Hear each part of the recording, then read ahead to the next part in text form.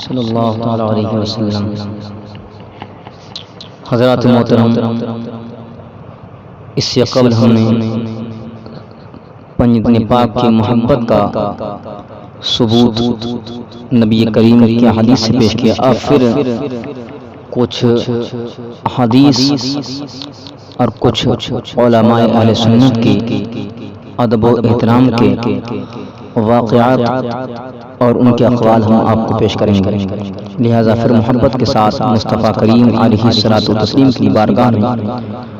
درود کا ہدیہ پیش کریں۔ اللہ رب محمد صلی اللہ علیہ وسلم، نحن عباد محمد صلی اللہ علیہ وسلم وعلی ذبیہ وآلہ ابد الدہور وکرما۔ فرماتے ہیں حدیث صحیح میں ہے، جسے بہت سے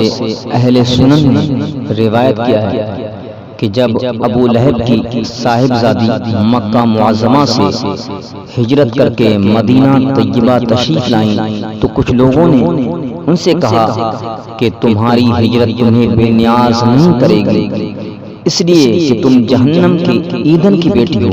کہ ابو لہب کی بیٹی ہو، اس لیے کہ تمہاری ہجرت کرنا تمہیں کامیاب نہ کرے گا، تم جہنم کی ایندھن کی بیٹی ہو۔ انہوں نے یہ بات سن کر رسول اکرم صلی اللہ تعالی علیہ وسلم سے بیان کی۔ سرکار دو عالم صلی اللہ تعالی علیہ وسلم نے جب آپ کی یہ بات سنی تو آپ بہت ناراض ہوئے، مصطفیٰ جان رحمت بہت زیادہ ناراض ہوئے اور پھر منبر پر رونق افروز ہوئے اور فرمایا ما بال اقوام یؤذینی فی نسبی وذبی رحمی الا ومن آذا نسبی وذبی رحمی فقد آذانی ومن آذانی فقد آذى اللہ۔ مصطفیٰ جان رحمت نے فرمایا ان لوگوں کا کیا حال ہے جو مجھے میرے نسب اور رشتہ داروں کے بارے میں اذیت دیتے ہیں، تکلیف دیتے ہیں۔ خبردار جس نے میرے نسب اور رشتہ داروں کو اذیت دی اس نے مجھے اذیت دی، اور جس نے مجھے اذیت دی اس نے اللہ تعالیٰ کو اذیت دی۔ اللہ اکبر۔ اور حضرات محترم طبرانی اور حاکم میں حضرت عبداللہ ابن عباس رضی اللہ تعالیٰ عنہما سے روایت کرتے ہیں کہ رسول کائنات صلی اللہ تعالی علیہ وسلم نے فرمایا لو ان رجلا صعد بین الرکن والمقام فصلى وصام ثم مات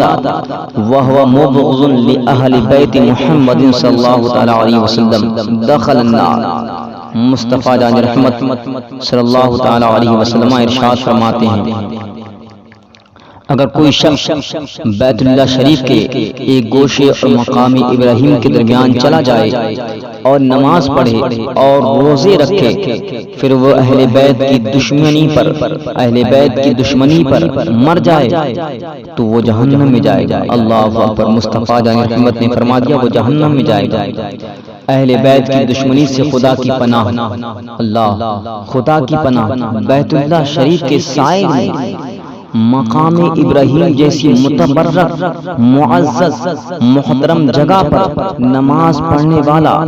روزہ رکھنے والا بھی اگر اہل بیت رسول سے دشمنی رکھتا ہے تو وہ بھی جہنم کا ایندھن ہے، اور اس کا کوئی بھی نیک عمل اسے عذاب الہی سے نہیں بچا سکتا۔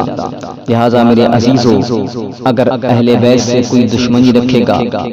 تو اس کی نمازیں قبول نہیں، اس کے روزے قبول نہیں، اس کی حج قبول نہیں، اس کی عبادات قبول نہیں، اس کے عطیات قبول نہیں، اس کے تحف و تحائف قبول نہیں، اس کے واجبات و فرائض قبول نہیں۔ لہذا ان ساری چیزوں کو اگر قبول کرانا ہے تو سب سے پہلے مصطفیٰ جان رحمت کی محبت اور آپ کی محبت کو اپنے دل میں بسانا، کہ مصطفیٰ کریم کی محبت عین اسلام ہے، عین ایمان ہے۔ لہذا مصطفیٰ کی محبت ہوگی تب اہل بیت کرام کی محبت ہوگی، اہل بیت کرام کی بھی محبت جب ہوگی تبھی یہ سارے عمل مقبول ہوں گے۔ اب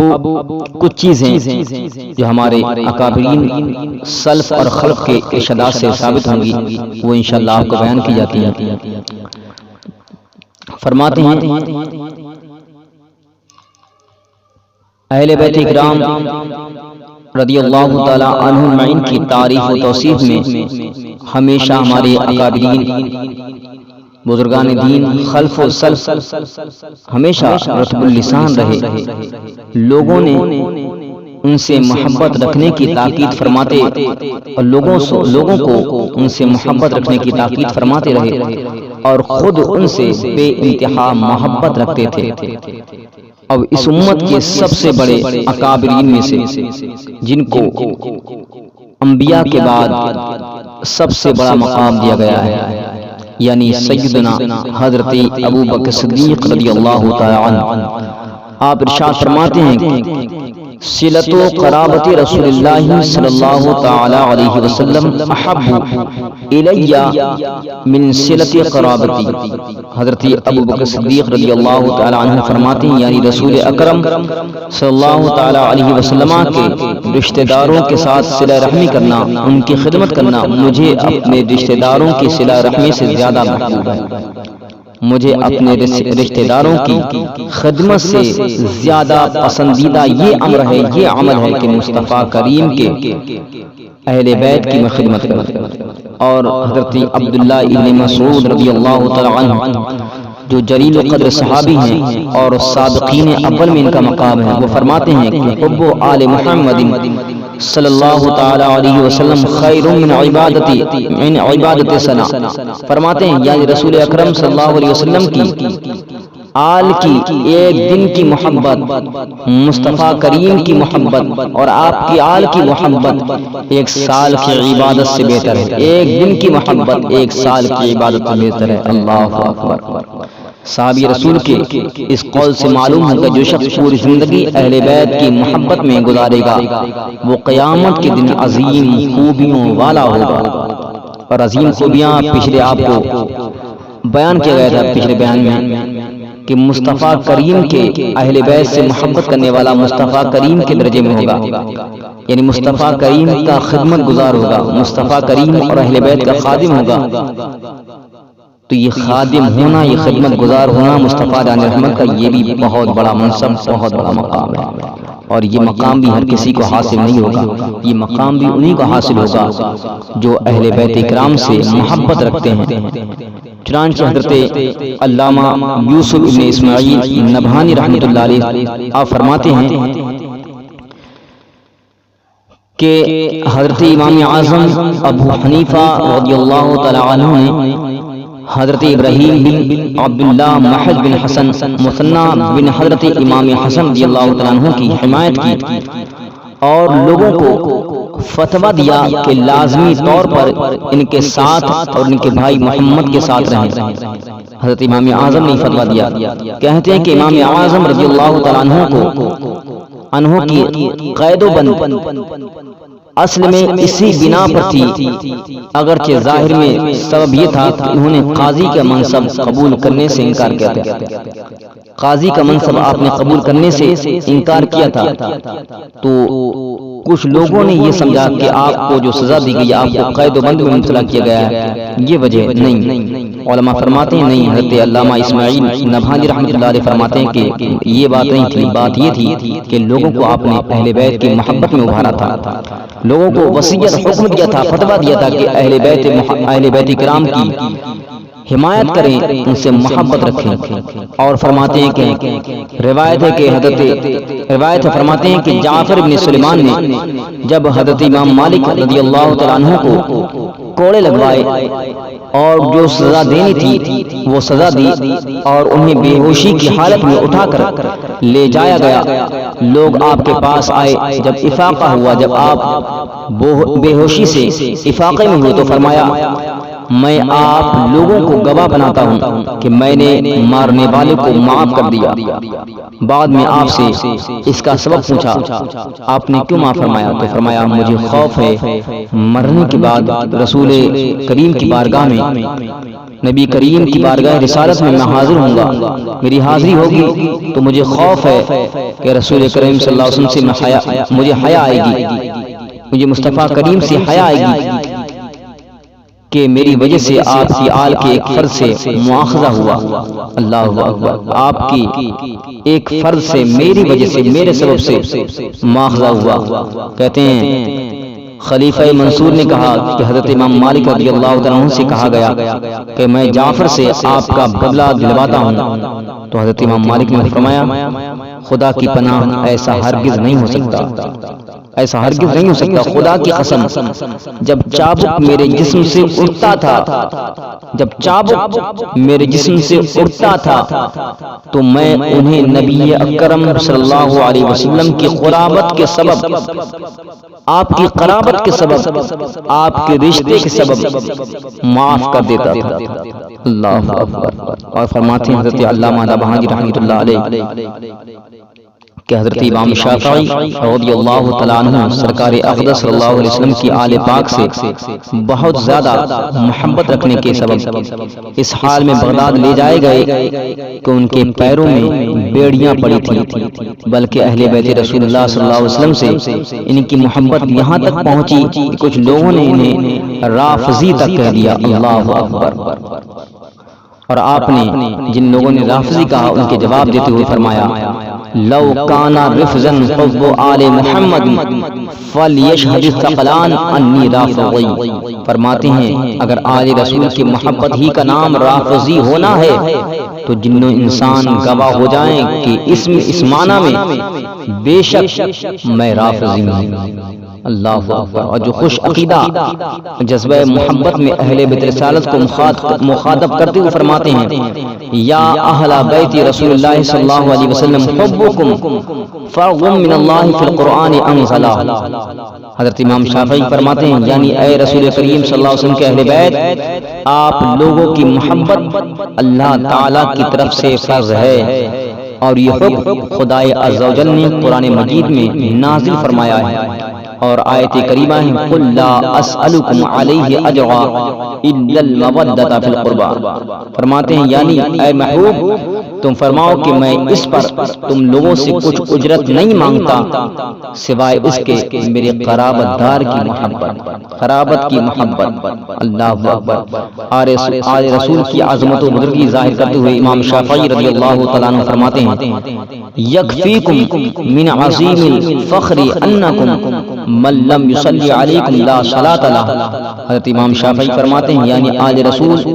آپ لوگوں کے لیے یہ عظیم فخر کافی ہے کہ جو شخص آپ پر درود نہیں بھیجتا اس کی نماز نہیں ہوتی۔ علامہ سبحان نے فرمایا مطلب یہ ہے کہ آل رسول پر درود نہ پڑھنے والے کی نماز کامل نہیں ہوتی، اور امام شافعی کے مرجوح قول کے مطابق نماز صحیح نہیں ہوتی۔ اور آگے سنیے حضرت عبد الوہاب شعرانی رحمۃ اللہ علیہ منن کبریٰ میں فرماتے ہیں کہ مجھ پر اللہ تعالیٰ کے احسانات میں سے ایک یہ ہے کہ میں سادات اکرام کی بے حد تعظیم کرتا ہوں،